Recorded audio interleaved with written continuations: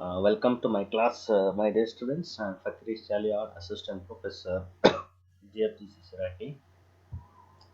And today's session, we are going to discuss about the new chapter that is called Profit Prior to Incorporation. ಪ್ರಿಯ ವಿದ್ಯಾರ್ಥಿಗಳೇ, ಇವತ್ತಿನ ಸೆಷನ್ನಲ್ಲಿ ನಾವು ಹೊಸ chapter ಆದಂಥ profit prior to incorporation ಬಗ್ಗೆ ಚರ್ಚೆಯನ್ನು ಮಾಡೋಣ. ಅದಕ್ಕಿಂತ ಮೊದಲ ಪ್ರೈರ್ ಟು ಇನ್ಕಾರ್ಪೊರೇಷನ್ ಅಂದ್ರೇನು, ನೆಕ್ಸ್ಟು ಕಟ್ ಆಫ್ ಡೇಟ್, ಅದರ ಕಾನ್ಸೆಪ್ಟ್ಸ್ಗಳೇನು, ಅಂದರೆ ಕಟ್ ಆಫ್ ಡೇಟ್ ಯಾವ ರೀತಿ ಕಂಡುಹಿಡಬೇಕು, next basis for appropriation of profit prior to incorporation, ಅಂದರೆ ರೇಷಿಯೋಸ್ಗಳನ್ನು ಯಾವ ರೀತಿ, what is the nature of ratios and how to allocate those ratios, on which basis. These all are concept we will discuss about this session. Okay, ಪ್ರಿಯ ವಿದ್ಯಾರ್ಥಿಗಳೇ, ಇವತ್ತಿನ ಕ್ಲಾಸಿನಲ್ಲಿ ಪ್ರೈರ್ to incorporation ಅಂದ್ರೇನು, next profit prior to incorporation ಅಂದ್ರೇನು, after incorporation profit ಅಂದ್ರೇನು, ಯಾಕೆ ನಾವು ಪ್ರೈರ್ and after incorporation ಆಗಿ ಪೀರಿಯಡ್ಸ್ಗಳನ್ನು divide ಮಾಡ್ತೀವಿ, ನೆಕ್ಸ್ಟು ಅದಕ್ಕೆ ಸಂಬಂಧಿಸಿದಂಥ ಅಪ್ರೋಪ್ರಿಯೇಷನ್ಸ್, ಬೇಸಿಸ್ ಆಫ್ ರೇಷಿಯೋಸ್ಗಳೇನು, ಅವುಗಳ ಬಗ್ಗೆ ಚರ್ಚೆಯನ್ನು ಮಾಡೋಣ. ಹಾಗಾದರೆ ಇನ್ಕಾರ್ಪೊರೇಷನ್ ಅಂದರೆ ಏನಪ್ಪ ಅಂತಂದ್ರೆ ರಿಜಿಸ್ಟ್ರೇಷನ್ ಆಫ್ ದ ಕಂಪ್ನಿ ಅಂತ ಹೇಳ್ತೀವಿ. ಅಂದರೆ ಕಂಪನಿಯ ನೋಂದಣಿಯನ್ನು ಮಾಡೋದು. ಅಂದರೆ ಯಾವುದೇ ಒಂದು ನಾವು ಸಂಸ್ಥೆಯನ್ನು ಪ್ರಾರಂಭಿಸಿದ ತಕ್ಷಣವೇ ಅದು ಲೀಗಲ್ ಎಕ್ಸಿಸ್ಟೆನ್ಸಿ ಪಡ್ಕೊಳೋದಲ್ಲ. ಅದಕ್ಕೆ ಕೆಲವೊಂದು ಪ್ರೊಸೀಜರ್ಸ್ಗಳಿದೆ. ಏನು ಮಾಡ್ಕೋಬೇಕು, ರಿಜಿಸ್ಟ್ರೇಷನನ್ನು ಮಾಡಬೇಕು. ಯಾವುದರ ಪ್ರಕಾರ, according to old companies act 1956 and ನವರ್ಡ್ ಕಂಪ್ನೀಸ್ ಆ್ಯಕ್ಟ್ 2013. ಹಾಗಾದರೆ ನಾವು ಇವತ್ತಿನ ಕ್ಲಾಸಿನಲ್ಲಿ ಪ್ರೈರ್ ಇನ್ಕಾರ್ಪೊರೇಷನ್ ಆ್ಯಂಡ್ ಆಫ್ಟರ್ ಇನ್ಕಾರ್ಪೊರೇಷನ್ಗಳ ಬಗ್ಗೆ ಮಾತ್ರ ಚರ್ಚೆಯನ್ನು ಮಾಡೋಣ. ಅಂದರೆ ಪ್ರೈರ್ ಟು ಇನ್ಕಾರ್ಪೊರೇಷನ್ ಅಂದ್ರೇನು, profit prior to incorporation. Profit ಅಂದ್ರೆ ಏನಪ್ಪ ಅಂತಂದರೆ, sometimes a company is formed to take over a running business from a date of prior to its incorporation.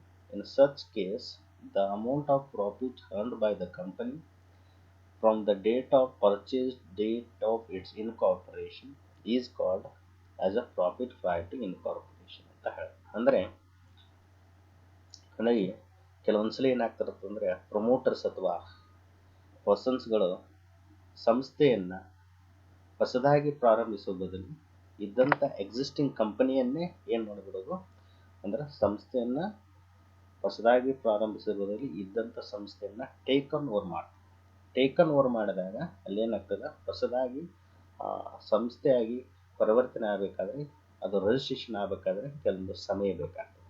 ಅಂದರೆ sometimes company is formed take over a running business. ಅಂದರೆ ಇದ್ದಂಥ existing ಇರುವಂಥ ವ್ಯವಹಾರವನ್ನೇ ಖರೀದಿ ಮಾಡಿದಾಗ incorporation date ಬೇರೆ ಆಗ್ತದೆ. ನೋಂದಣಿ ಆಗೋಕ್ಕಿಂತ ಮೊದಲು ಏನು ಆಕ್ಟಿವಿಟೀಸ್ಗಳು, ಟ್ರಾನ್ಸಾಕ್ಷನ್ಸ್ಗಳು ನಡೀತವೆ, ಅದಕ್ಕೇನಂತ ಕರಿತೀವಿ, ಪ್ರೈರ್ ಟು ಇನ್ಕಾರ್ಪೊರೇಷನ್ ಅಂತ. ಆಗ ಕಂಪನಿ ಅಸ್ತಿತ್ವ ಇರುವುದಿಲ್ಲ, ಅಲ್ಲಿ ಕೇವಲ ಸಂಸ್ಥೆ ಅಸ್ತಿತ್ವ ಇರ್ತದೆ. ಕಂಪನಿಯಾಗಿ ಅಸ್ತಿತ್ವ ಯಾವಾಗ ಬರ್ತದಪ್ಪ ಅಂತಂದ್ರೆ, after incorporation it came to existence. ಅಂದರೆ ನೋಂದಣಿತ್ವ ಆದ ನಂತರ ಕಂಪನಿಯಾಗಿ ನಾವು ಅದನ್ನು ಮಾರ್ಪಾಡಾಗಿ ಮಾಡಬಹುದು. ಅದಕ್ಕೆ ಇಲ್ಲಿ ಹಾಗಾದರೆ prior to incorporation and post incorporation ಅಂತ ಪೀರಿಯಡ್ಸ್ಗಳನ್ನು ಯಾಕೆ ಡಿವೈಡ್ ಮಾಡ್ತಾರಪ್ಪ ಅಂತಂದರೆ, to know the exact profit of the company, whether company is going to earn the profit or loss of the whole year. ಅಂದರೆ ಆ ವರ್ಷದ ಪ್ರಾಫಿಟ್ ಅಥವಾ ಲಾಸನ್ನು ಕಂಡುಹಿಡಬೇಕಾದ್ರೆ ಅಲ್ಲಿ ಕಂಪನಿ ಇನ್ನೂ ನೋಂದಣಿತ್ವ ಆಗಿರೋದಿಲ್ಲ. ನೋಂದಣಿತ್ವ ಆಗೋಕ್ಕಿಂತ ಮೊದಲು ಆ ಕಂಪನಿಯ ಎಕ್ಸ್ಪೆನ್ಸಸ್ಗಳೇನು, ಇನ್ಕಮ್ಸ್ ಎಷ್ಟು, ಅಲ್ಲಿ ಎಷ್ಟು ಪ್ರಾಫಿಟ್ ಆಯಿತು, ನೆಕ್ಸ್ಟ್ ಕಂಪನಿಯಾಗಿ ನೋಂದಣಿತ್ವ ಆದ ನಂತರ ಎಷ್ಟು ಪ್ರಾಫಿಟ್ ಆಯಿತು, ಅದರ ಎಕ್ಸ್ಪೆನ್ಸಸ್ಗಳು ಏನು ಮಾಡೋದು, ಇವುಗಳನ್ನು ತಿಳಿದುಕೊಳ್ಳೋ ಉದ್ದೇಶ ಸಲುವಾಗಿ ಏನು ಮಾಡ್ತೇವಪ್ಪ ಅಂತಂದ್ರೆ, ಈ ಒಂದು ಚಾಪ್ಟರಲ್ಲಿ ಕೆಲವೊಂದು ರೇಷಿಯೋಸ್ಗಳ ಆಧಾರದ ಮೇಲೆ ಏನು ಮಾಡ್ತೇವೆ ಅಂತಂದ್ರೆ, ಎಕ್ಸ್ಪೆನ್ಸಸ್ಗಳನ್ನು, ಸೇಲ್ಸ್ಗಳನ್ನು ಡಿವೈಡ್ ಮಾಡ್ತೀವಿ. ಯಾವ ರೀತಿ, prior to incorporation and after incorporation. ಅಂದರೆ ಪ್ರೈರ್ ಟು ಇನ್ಕಾರ್ಪೊರೇಷನ್ ಪ್ರಾಫಿಟ್ ಅಂದ್ರೇನು, which profit earned from the date of purchase to incorporation date is called profit prior to incorporation ಅಂತ. ಅಂದರೆ ಪರ್ಚೇಸ್ ಡೇಟಿಂದ ರಿಜಿಸ್ಟ್ರೇಷನ್ ಡೇಟಲ್ಲಿ ಆದಂಥ ಪ್ರಾಫಿಟ್ಗೆ ಪ್ರಾಫಿಟ್ prior to incorporation ಅಂತ ಹೇಳ್ತೀವಿ. ಆಫ್ಟರ್ ಇನ್ಕಾರ್ಪೊರೇಷನ್ ಅಂದ್ರೆ from the date of incorporation to the end of the year which profit earn this is called after incorporation profit ಅಂತ ಹೇಳ್ಬೋದು. ಇವುಗಳನ್ನು 2 ಮಾರ್ಕ್ಸ್ಗೆ ಎಕ್ಸಾಮ್ ಪಾಯಿಂಟ್ ಆಫ್ ಭಾಳ ಇಂಪಾರ್ಟೆಂಟ್ ಟರ್ಮ್ಸ್ಗಳು. ಪ್ರಾಫಿಟ್ prior to ಇನ್ಕಾರ್ಪೊರೇಷನ್ ಅಂದ್ರೇನು, ಆಫ್ಟರ್ ಇನ್ಕಾರ್ಪೊರೇಷನ್ ಅಂದ್ರೇನು ಕೇಳ್ತಾ ಇರ್ತಾರೆ. ಹಾಗಾದರೆ ಅವುಗಳ ಬಗ್ಗೆ ಇಲ್ಲಿ ಇನ್ನೊಂದ್ಸಲ ತಿಳಿದುಕೊಳ್ಳೋಣ. ಏನು ಪ್ರೀ ಇನ್ಕಾರ್ಪೊರೇಷನ್ ಅಂದ್ರೇನು, ಪೋಸ್ಟ್ ಇನ್ಕಾರ್ಪೊರೇಷನ್ ಅಂದ್ರೆ. ಈಗಾಗಲೇ ಹೇಳಿದಾಗೆ ಕಂಪನಿಯಲ್ಲಿ ಬೇರೆ ಬೇರೆ ಹಂತಗಳನ್ನು ನಾವು ಕಾಣಬಹುದು. ಪ್ರಾರಂಭಿಸಬೇಕಾದ್ರೆ ಅದ್ರಾಗೆ ಕಂಪನಿಗಳ ಪ್ರಕಾರಗಳನ್ನು ನೀವಾಗಲೇ ಕಲಿತಿರ್ತೀರಿ. ಪ್ರೈವೇಟ್ ಕಂಪ್ನಿ ಇತ್ತಪ್ಪ ಅಂದ್ರೆ, in case of private company it can start the business soon after incorporation. Once it register, they can started its business. But in case of public company, it cannot happen. Once public company register, it only getting the obtaining of the certificate. With only obtaining the certificate of commencement, it can started the business. ಅಂದ್ರೆ public company ಇದ್ದಾಗ registration certificate ಪಡೆದ ನಂತರ ಎಲ್ಲಿಂದ register of the ಕಂಪ್ನಿಯಿಂದ certificate ಪಡೆದ ತಕ್ಷಣ ನಂತರ ಪ್ರಾರಂಭ ಮಾಡಬಹುದು. ಆದರೆ ಪ್ರೈವೇಟ್ ಕಂಪ್ನಿ ಇದ್ದಾಗ once it register it can start the business. ಇದು ಅಂತ ಹೇಳ್ಬೋದು. ಈ ಒಂದು ಪ್ರೈವೇಟ್ ಕಂಪ್ನಿ ಇದ್ದು ಮತ್ತು ಪಬ್ಲಿಕ್ ಕಂಪ್ನಿಯಲ್ಲಿರುವಂಥ ಡಿಫ್ರೆನ್ಸ್ಗಳನ್ನು ಎಂದು ಇನ್ಕಾರ್ಪೊರೇಷನ್ ಸಂದರ್ಭಗಳು. ಹಾಗಾದರೆ ಪ್ರಯರ್ ಟು ಇನ್ಕಾರ್ಪೊರೇಷನ್ ಪ್ರಾಫಿಟ್ ಅಥವಾ ಪ್ರೀ ಇನ್ಕಾರ್ಪೊರೇಷನ್ ಅಂದ್ರೆ ಏನಪ್ಪ ಅಂತಂದ್ರೆ, which profit or loss earned before the incorporation period of a company is termed as pre-incorporation period. ಅಂದ್ರೆ pre-incorporation period ಅಂದ್ರೆ from the purchasing date to incorporation date, this is called a pre-incorporation period. ಅಂದ್ರೆ purchase date ಇಂದ incorporation ಇರುವಂಥ ಡೇಟ್ಗೆ, incorporation ಇರುವಂಥ ಅಲ್ಲಿವರೆಗೆ ಇರುವಂಥ ಡೇಟ್ಗೆ pre incorporation period ಅಂತ ಹೇಳ್ತದೆ. In this case, whatever profit is earned, that profit is treated as called as capital profit. ಆ ಸಂದರ್ಭದೊಳಗೆ ಆದಂಥ ಪ್ರಾಫಿಟ್ಗಳಂತ ಕರಿತೀವಿ, ಕ್ಯಾಪಿಟಲ್ ಪ್ರಾಫಿಟ್ ಅಂತ ಹೇಳ್ತೀವಿ. It can only transfer to capital reserve account. ಇದನ್ನು ಎಲ್ಲಿ ಟ್ರಾನ್ಸ್ಫರ್ ಮಾಡ್ಬೋದ್ರಿ, ಕ್ಯಾಪಿಟಲ್ ರಿಸರ್ವ್ಗೆ ಇದನ್ನು ಟ್ರಾನ್ಸ್ಫರ್ ಮಾಡಬಹುದು. In case of any losses which is arised in the term of pre-incorporation period, that loss treated as capital loss. ಅಂದ್ರೆ profit ಆತಂದ್ರೆ capital profit ಅಂತೀವಿ, capital reserve ಅದನ್ನು send ಮಾಡ್ತೀವಿ. ಇನ್ ಕೇಸ್ ಏನಾದರೂ loss arise ಆಯ್ತಂದ್ರೆ ಅದಕ್ಕೆ ಏನಂತ ಕರಿತೀವಿ, ಕ್ಯಾಪಿಟಲ್ ಲಾಸ್ ಅಂತೀವಿ. ಅದನ್ನ ಗುಡ್ವಿಲ್ ಅಕೌಂಟ್ಗೆ ಟ್ರಾನ್ಸ್ಫರ್ ಮಾಡಬೇಕು. This profit is cannot utilise for distribution of the dividend. ಅಂದ್ರೆ ಆ ಸಂದರ್ಭದಲ್ಲಿ ಆದಂಥ ಕ್ಯಾಪಿಟಲ್ ಪ್ರಾಫಿಟ್ ಅನ್ನ ಡಿವಿಡೆಂಡ್ ಅನ್ನ ಡಿಸ್ಟ್ರಿಬ್ಯೂಷನ್ ಮಾಡೋದಕ್ಕೆ ಉಪಯೋಗಿಸಂಗಿಲ್ಲ. ಆದರೆ ಇನ್ನೊಂದು ಏನಪ್ಪ ಅಂತಂದ್ರೆ, which profit earned after the incorporation. First you should know the meaning of after incorporation. After incorporation ಅಂದ್ರೆ ಏನ್ರಿ, from the date of incorporation to end of the year is called after incorporation period. In this case, whatever profit is earned, that profit is treated as revenue profit. ಆ ಸಂದರ್ಭದಲ್ಲಿ ಆದಂಥ ಪ್ರಾಫಿಟ್ಗೆ ಏನಂತ ಕರಿತೀವಿ, revenue profit ಅಂತೀವಿ. ಈ profit ಅನ್ನ ನಾವೆಲ್ಲಿ ಉಪಯೋಗಿಸ್ಬೋದು, ಇದನ್ನ ಡಿವಿಡೆಂಡ್ ಅನ್ನ ಡಿಸ್ಟ್ರಿಬ್ಯೂಷನ್ ಮಾಡೋದಕ್ಕೆ ಉಪಯೋಗಿಸ್ಬೋದು. ಬೇರೆ ಬೇರೆ ಸಂದರ್ಭಗಳನ್ನ ಯುಟಿಲೈಸ್ ಮಾಡ್ಕೋಬೇಕಾಗ್ತದೆ. ಯಾಕಂತಂದ್ರೆ ಈ ಪ್ರಾಫಿಟ್ ಅರ್ನ್ ಆಗೋದು ಎಲ್ಲಿರಪ್ಪ ಅಂತಂದ್ರೆ after registration of the company, ಅಲ್ಲಿ ಕಂಪನಿಯಾಗಿ ಅಸ್ತಿತ್ವಗೊಳಗೊಂಡಿರ್ತದೆ. ಅದಕ್ಕೆ ಅದನ್ನ ಡಿವಿಡೆಂಡ್ಗೆ ಅದಕ್ಕೆ ಉಪಯೋಗಿಸ್ಕೊಳ್ತಾರೆ. ಓಕೆ, ಇದಾದ ತಕ್ಷಣ ಹೀಗೆ ಈ ಚಾಪ್ಟರ್ ಅಲ್ಲಿ ನಾವು ಮುಖ್ಯವಾಗಿ ರೇಷಿಯೋಸ್ಗಳನ್ನು ಕಂಡುಹಿಡಿಬೇಕು. ಅದರಲ್ಲಿ ಮೇನ್ ರೇಷಿಯೋಸ್ಗಳು ಯಾವಪ್ಪ ಅಂತಂದ್ರೆ ಟೈಮ್ ರೇಷಿಯೋ, ಸೇಲ್ಸ್ ರೇಷಿಯೋ, ಮತ್ತೆ ಇನ್ನೊಂದು ಬರ್ತದೆ actual ratio. Actual ratio it depends upon the given information. ಅಲ್ಲಿ ಮಾಹಿತಿ ಕೊಟ್ಟ ಆಧಾರ ಮೇಲೆ ಆಕ್ಚುಯಲ್ ರೇಷಿಯೋನ ಫೈಂಡ್ ಔಟ್ ಮಾಡ್ತೀವಿ. ಅದಕ್ಕಿಂತ ಮೊದಲ ಮುಖ್ಯವಾಗಿ ರೇಷಿಯೋಸ್ಗಳು ಯಾವಪ್ಪ ಅಂತಂದ್ರೆ ಟೈಮ್ ರೇಷಿಯೋ ಮತ್ತು ಸೇಲ್ಸ್ ರೇಷಿಯೋ. ಅದಕ್ಕಿಂತ ಮೋಸ್ಟ್ ಇಂಪಾರ್ಟೆಂಟ್ ಯಾವ್ದಪ್ಪ ಅಂತಂದ್ರೆ ಟೈಮ್ ರೇಷಿಯೋ ಅಂತ. ಹಾಗಾದ್ರೆ ಟೈಮ್ ರೇಷಿಯೋ ಅಂದ್ರೆ ಏನು, ಆ ಡೇಟ್ಸ್ಗಳನ್ನು ಯಾವ ರೀತಿ ನಾವು ಡಿವೈಡ್ ಮಾಡ್ತೇವೆ ಅಂತ ಒಂದು ಎಕ್ಸಾಂಪಲ್ ನಾವಿಲ್ಲಿ ತೆಗೆದುಕೊಳ್ತೀವಿ. Sorry, X limited was incorporated on 1/5/2012. X limited incorporation ಯಾವಾಗ ಆಗ್ತಾರೆ, 1/5/2012. To take over the business of Y limited from 1/1/2012. ಅದು ಬಿಸ್ನೆಸ್ಸನ್ನು ಯಾವಾಗ ಖರೀದಿ ಮಾಡಿದ್ರಿ? 1/1/2012. ಅದರ ಇಯರ್ ಎಂಡ್ ಯಾವಾಗ ಐತ್ರಿ? 31st December 2012 ಅಂತ ಹೇಳ್ಬೋದು. ಇಲ್ಲಿ ಪ್ರತಿಯೊಂದು ಪ್ರಾಬ್ಲಮಲ್ಲಿ ನಾವು ಏನು ಮಾಡ್ಬೇಕಂದ್ರೆ ಡೇಟ್ಸ್ಗಳನ್ನು ಡಿವೈಡ್ ಮಾಡ್ತೀವಿ. ಯಾಕಂತಂದ್ರೆ ಈಗಾಗಲೇ ಹೇಳಿದಾಗೆ ಕಂಪನಿ ರಿಜಿಸ್ಟ್ರೇಷನ್ ಆಗೋಕ್ಕಿಂತ ಮೊದಲು ಫರ್ಮ್ ಅಂತ ನಾವು ಟ್ರೀಟ್ ಮಾಡ್ತೀವಿ. ಕಂಪನಿ ರಿಜಿಸ್ಟ್ರೇಷನ್ ಆದ ನಂತರ ಅದಕ್ಕೆ ರಿಜಿಸ್ಟ್ರೇಷನ್ ಆದ ನಂತರ ಅದಕ್ಕೆ ಕಂಪನಿ ಅಂತ ಕರಿತೀವಿ. ಅದಕ್ಕೆ ಕಂಪನಿಯನ್ನು ಪ್ರೀ ಇನ್ಕಾರ್ಪೊರೇಷನ್ ಮತ್ತು ಪೋಸ್ಟ್ ಇನ್ಕಾರ್ಪೊರೇಷನ್ ಪೀರಿಯಡ್ ಅಂತ ಅಂದ್ಕೊಂಡು ನಾವು ಒಂದು ಪ್ರಾಫಿಟನ್ನು ಕಂಡುಹಿಡಿಸಿದ್ರೆ ಪ್ರೀ ಮತ್ತು ಪೋಸ್ಟ್ ಇನ್ಕಾರ್ಪೊರೇಷನ್ ಪೀರಿಯಡ್ ಅಂತ ನಾವು ಡಿವೈಡ್ ಮಾಡಬೇಕಾಗ್ತದೆ. ಹಾಗಾದರೆ ಪ್ರೀ ಇನ್ಕಾರ್ಪೊರೇಷನ್ ಪೀರಿಯಡ್ ಅಂದರೆ ಏನು? ಈಗಾಗಲೇ ಹೇಳಿದಾಗೆ ಎಲ್ಲಿಂದ? From the business taken to incorporation. ಅಂದರೆ ಕಂಪನಿ ಖರೀದಿ ಮಾಡಿದ ದಿನಾಂಕದಿಂದ ಹಿಡಿದು ಇನ್ಕಾರ್ಪೊರೇಷನ್ ಡೇಟ್ವರೆಗೆ, ಇನ್ಕಾರ್ಪೊರೇಷನ್ ಆದಂಥ ಡೇಟ್ವರೆಗೆ ಆದಂಥ ಪೀರಿಯಡ್ಗೆ ನನ್ನ ಕರಿತೀವಿ ಪ್ರೀ ಇನ್ಕಾರ್ಪೊರೇಷನ್ ಪೀರಿಯಡ್ಸ್ ಅಂತ ಹೇಳಿ. ಹಾಗಾದರೆ ಕಂಪನಿ ಇಲ್ಲಿ ಪರ್ಚೇಸ್ ಮಾಡಿದ್ದ ಇಲ್ಲಿ ಕಂಪನಿಯ ಪರ್ಚೇಸ್ ಮಾಡಿದ ಡೇಟ್ ಎಷ್ಟಿದೆ ರೀ? ಇಲ್ಲಿ ಎಕ್ಸ್ ಲಿಮಿಟೆಡ್ ಇನ್ಕಾರ್ಪೊರೇಷನ್ ಡೇಟ್ 1/5 ಇದೆ. ಪರ್ಚೇಸಿಂಗ್ ಡೇಟ್ ಎಷ್ಟೈತಿ? 1/1. ನಾ ಏನು ಹೇಳಿದೆ? ಇಲ್ಲಿಂದ ಇಲ್ಲಿವರೆಗೆ from purchase date to incorporation date. Purchase date ಎಷ್ಟು? 1/1/2012 to 1/5/2012. This period is called as what? Prior to incorporation period ಅಂತ. prior incorporation period ಎಷ್ಟು ಮಂತ್ಸ್ ಆಗ್ತದ್ರಿ? ಸ್ಟಾರ್ಟೆಡ್ ಪರ್ಚೇಸ್ ಮಾಡಿದ ಎಷ್ಟು ರೀ? ಜನವರಿ, ಫೆಬ್ರವರಿ, ಮಾರ್ಚ್, ಏಪ್ರಿಲ್.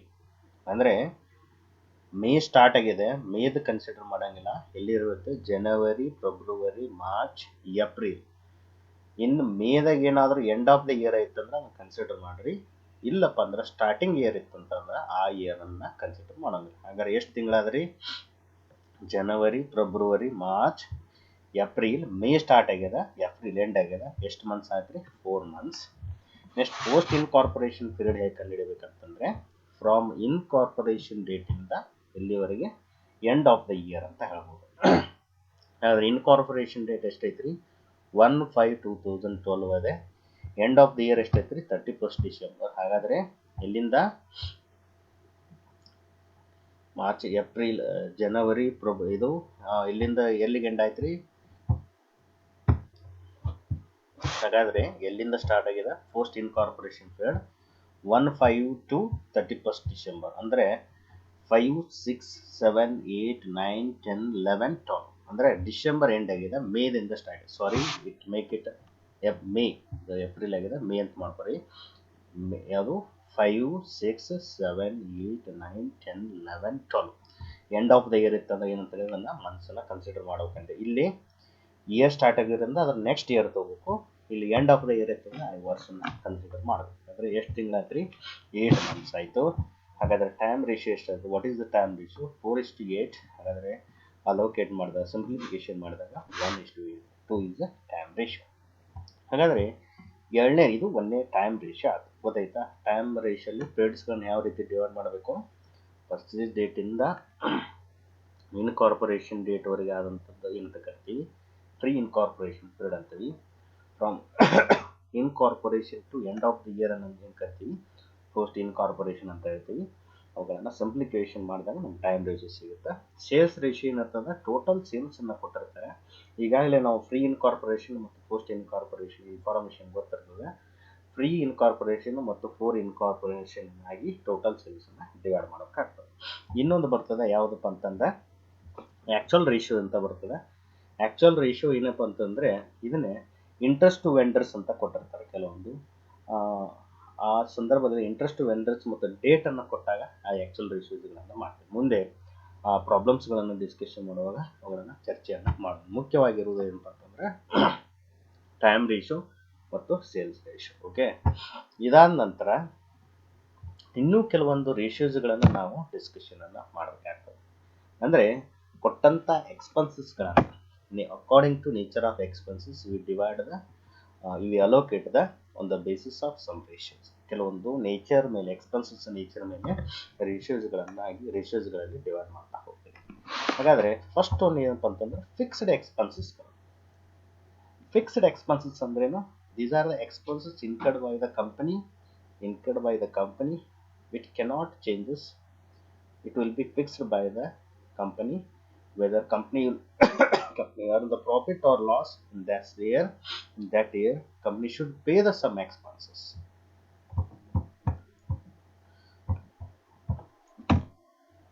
ಅಂದ್ರೆ ಕಂಪನಿ ಆ ವರ್ಷ ಪ್ರಾಫಿಟ್ ಆಗಲಿ ಆಗದೇ ಇರಲಿ ಈ ಎಕ್ಸ್ಪೆನ್ಸಸ್ಗಳು ಏನಪ್ಪ ಅಂತಂದ್ರೆ ಫಿಕ್ಸ್ ಇರ್ತಾವೆ, fixed in the nature, it cannot be changes.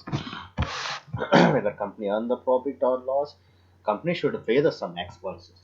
Okay, ಯಾವ ಬಂದ್ರೆ ಎಕ್ಸಾಂಪಲ್ ಸ್ಯಾಲ್ರೀಸ್.